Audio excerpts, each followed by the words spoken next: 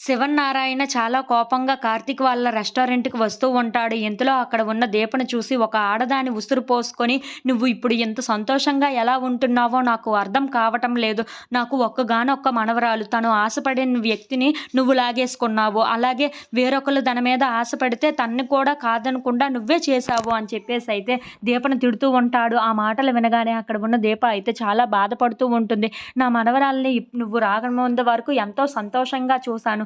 కానీ నువ్వు ఎప్పుడు మా ఇంట్లో అడుగుపెట్టావో అప్పటి నుండి తనకి ఎప్పుడూ బాధలే కనిపించాయి. ఎప్పుడు ఏడుస్తూనే కనిపిస్తుంది" అని చెప్పేసైతే బాధపడుతూ చెప్తూ ఉంటాడు. ఆ మాటలు వినగానే అక్కడ ఉన్న దీప అయితే చాలా బాధపడుతూ అక్కడ ఉన్న శివనారాయణ్‌ని అలా చూస్తూ ఉండిపోతుంది. ఇంతలో అక్కడ ఉన్న శివనారాయణ మాత్రం, "నువ్వు ఎలా సంతోషంగా ఉండగలుగుతున్నావో నాకు అర్థం కావటం లేదు. ఒక ఆడదాని ఉసురు పోసుకొని నువ్వు ఎలా సంతోషంగా ఉంటావో నేను చూస్తాను. ఇప్పుడు నా మనవరాలి కళ్ళల్లో కన్నీరు చూస్తున్నాను. ఇక రాబోయే రోజుల్లో నీ కళ్ళల్లో కన్నీరు చూస్తానేమో. ఆ ఉసురు నీకు ఊరికనే ఉండదు. నీకు తగులుతుంది ఖచ్చితంగా దీప" అని చెప్పేసైతే శాపనార్థాలు పెడుతూ ఉంటాడు. ఆ మాటలు వినగానే అక్కడ ఉన్న దీప అయితే చాలా బాధపడుతూ అక్కడ ఉన్న శివనారాయణ్‌ని అలా చూస్తూ ఉండిపోతుంది. ఇంతలో అక్కడ ఉన్న శివనారాయణ మాత్రం, "అవును దీప, నిన్ను ఊరికనే వదిలిపెట్టను నేను. నిన్ను ఏం చేస్తానో నువ్వే ముందు ముందు చూస్తావు కదా" అని చెప్పేసైతే అంటూ ఉంటాడు. ఆ మాటలు వినగానే అక్కడ ఉన్న దీప అయితే ఒక్కసారిగా షాక్ అయిపోయి శివనారాయణ వైపు అలా చూస్తూ బాధపడుతూ ఉంటుంది.